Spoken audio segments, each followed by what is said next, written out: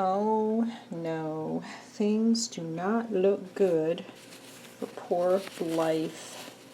Do you think that we can rehab her a little bit? Oh my word, look at this hair. Okay, we're gonna try it. Really gonna try, Blythe.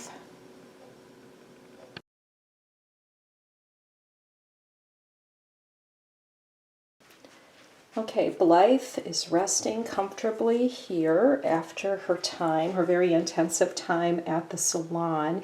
And I will show you that this is what I essentially got from her head. A little bit of hair. I tried to keep the hair to a minimum. So not a lot of hair came out, other than there was a little bit more on the brush and the comb that I used, the dedicated utensils, but also a lot of debris. It's like ancient debris, decades old debris that came out of her hair as well.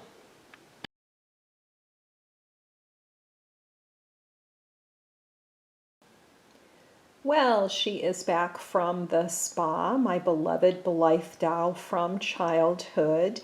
In the effort to somewhat restore her, I am not an expert at this at all. Once in a while, I might go to YouTube and watch videos of other collectors who have restored their dolls. And I did watch a collector who had a vintage Blythe doll similar to this, who actually took things apart and did a lot more than I would want to do. I really wanted to leave her as is as much as possible. So what I did clean the dress. The dress looks a little better. There was quite a bit of dirt pulled out of the dress. After I cleaned it, the water was a little dark, so we got a cleaner dress. It's not as bright as it originally was, but it's doing okay. And then I cleaned her body quite a bit too, and she looks a lot better in that respect. But the big thing was the hair. So how to deal with that hair, because you saw how atrocious her hair was. I played with this doll a lot when I was a kid. This is one of my very first dolls as a very little girl, and so I loved her. I played with her so much, and so I think this doll's hair was probably the worst of any doll from my childhood. Any doll that you've seen on this series or the sister series, Terrific TV Toys. Dolly Parton comes to mind, the Dolly Parton doll that you saw on an episode of Terrific TV Toys. Her hair was pretty bad too, and I didn't do as much to it as I did with Blythe to try to restore. But yeah, just a pretty unfortunate situation with my beloved Blythe. But I took an approach with her hair that really was the only one I felt I could to make it presentable. It did not involve cutting because, again, I wanted to preserve her as much as possible. I didn't want to cut anything open or cut anything at all. I just wanted to leave her as is and clean her up. So this is what we went with, a sort of Bo Derek approach. It's kind of cute, and Bo Derek was a thing in 10 back then, so you can see, boy, did I work on this hair. I am telling you, truthfully, I friggin' worked on this hair. I cleaned it, I tried to condition it and comb it and brush it as much as I could. I could only get it so far. You can see the top. I couldn't even do anything with the top and these plugs and everything. It's just so frizzy, it's so tangled. So I smoothed it as much as I could and I braided it. And it does look better in braids. It still is having a lot of issues, but you know, I looked online, I looked on eBay, and I'm going to show you a bunch of pictures of vintage Blythe dolls from eBay where it's like, oh my gosh, this exact doll, the blonde variety of the Blythe with long, straight, perfect, combable, shiny hair. And I'm like, how on earth did you do that? How was she preserved for 50 plus years with hair like that? I guess she wasn't played with, but mine definitely was. And so you can see how she's doing right now. I'll leave her this way for now. And probably we'll place her back in storage. I'm hesitant to display her. I don't want any sun to get on her or anything like that. So we will protect her as much as possible. But this is my Bo Derek Blythe. So let's learn a little bit about Blythe. She was created in 1972 by Kenner, which was purchased in later years by Hasbro, as you may know. She was only on shelves for about a year. And in 2001, Hasbro gave the license of Blythe to a company from Japan called Takara, and they started making new Blythes. But when you're talking about the original doll, there's a lot of Blythes out there. If you go to eBay, Amazon, wherever right now, you'll see a lot of Blythes for sale. Most of them, I think, are newer Blythes from different incarnations over the years. The original Blythe, like you see this gal right here, there were several variations. There was this blonde with a side part in her hair. There was a brunette that had bangs. There was a brunette that had a side part. There was a darker haired brunette with thinner bangs. And then there was a redhead with bangs and a side part redhead as far as hair variations. My mom, as I have mentioned on previous episodes of this show, my mom would always try to find redheaded dolls for me. So I even knew at the time as a kid, it's like, oh, this doll is blonde. I can't believe she didn't get me a redhead doll. I was even old enough to know that back then because she just always bought me like Raggedy Ann and just the redheaded variety of anything that she could find. So obviously on the store shelves, when my mom went shopping that day, there was not a redheaded variety, or else that's totally what I would have. But this is what she chose, and this is the original dress that she came in. I will note too, for my Blythe, they did come with underwear, and I'm going to show you. She's got her undies. When I first pulled this out of storage, I couldn't remember if these were her undies. I thought, okay, maybe did I just put different underwear on her that I had? But no, I looked her up online, and this is the original pair of underwear that this blonde Blythe was wearing with this dress. So they're not in the best shape, but they will do. They got laundered as well.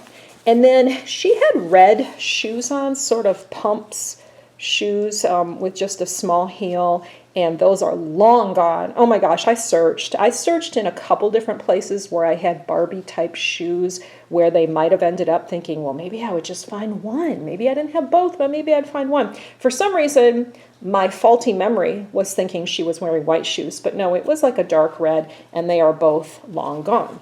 Now, I will tell you that her little legs are having an issue. I'm not going to bend them. Originally, they would have a bend here, but you can see that the knees have a split, which I think happens with these dolls over the years, so I'm going to be very, very careful with them. But her legs were really dirty. This material, this rubber plastic material, was really dirty, and so I did a lot of cleaning of that carefully, and then the rest of her body carefully cleaned it. And so she's okay as far as that. And then this I've never seen before. It's been a while since I've gotten her out of storage, but this time, just recently bringing her out of storage is like, what's that? That's new. And I don't know if that's like a melty situation with the plastic.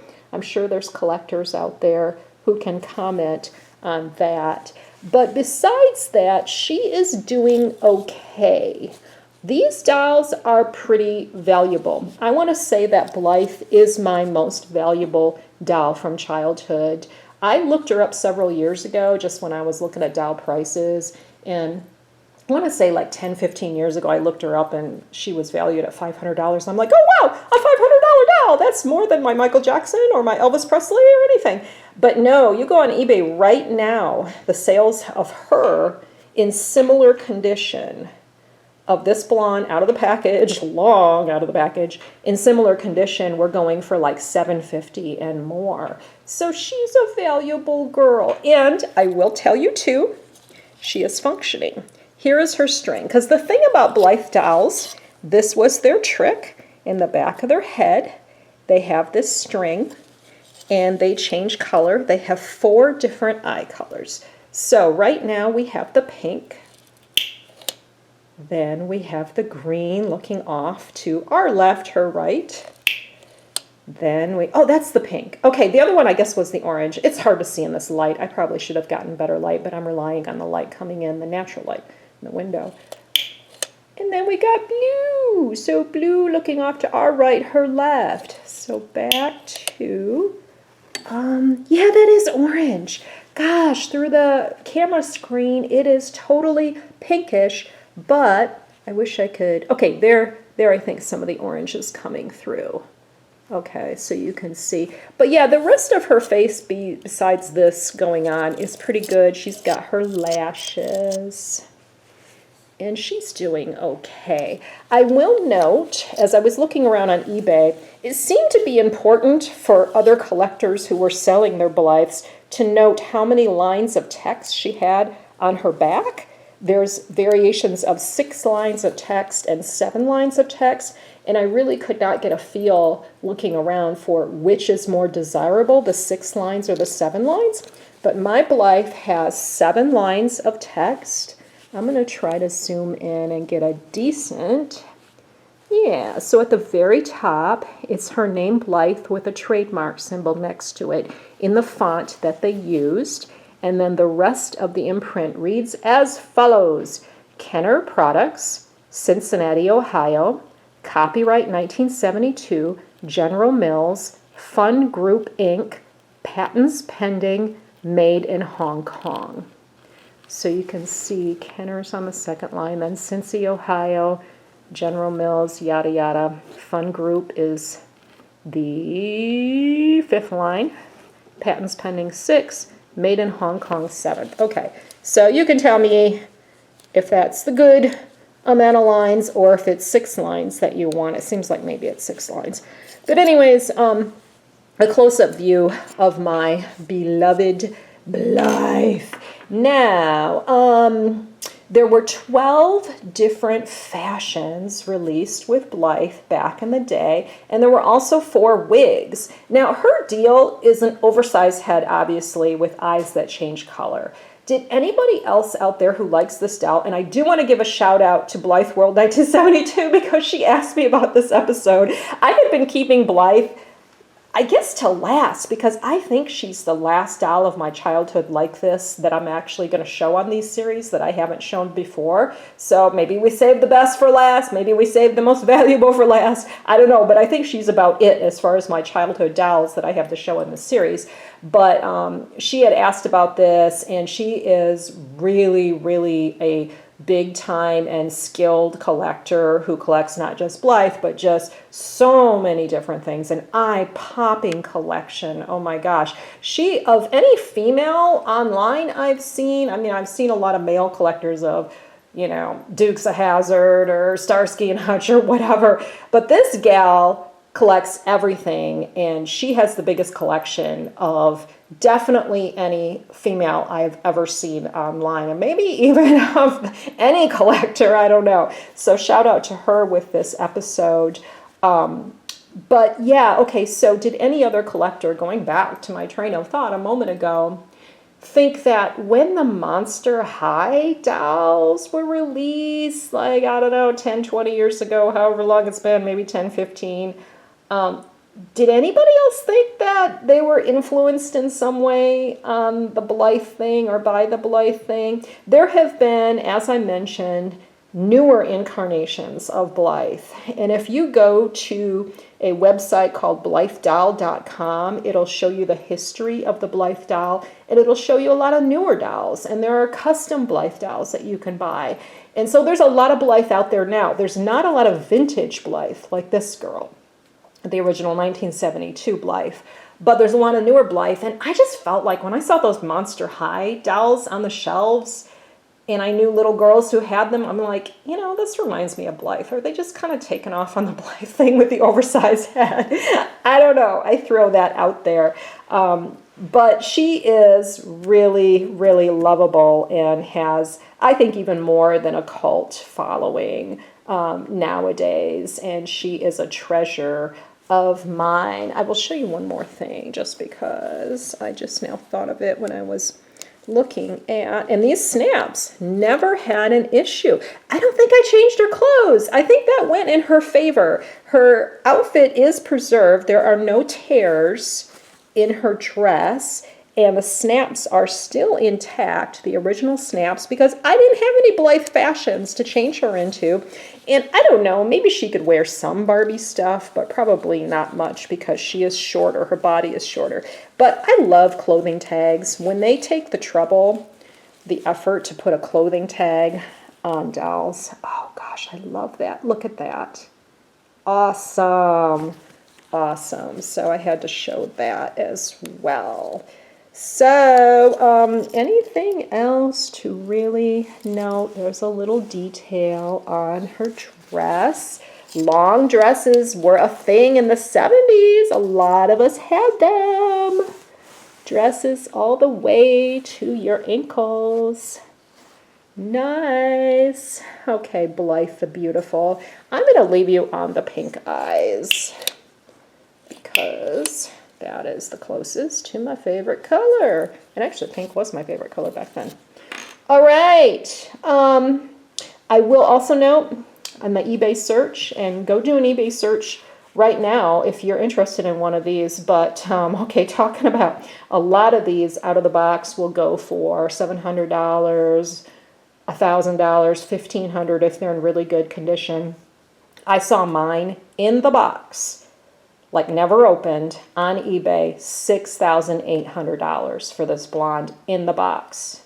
And pretty pristine. I mean, the box probably had some wear, but about as good as it would get if you really want one of these. So that's some pretty good cash for my very valuable Blythe, but she is valuable to me in other ways. So just as a part of my childhood and a doll that I really loved and played with a lot back then.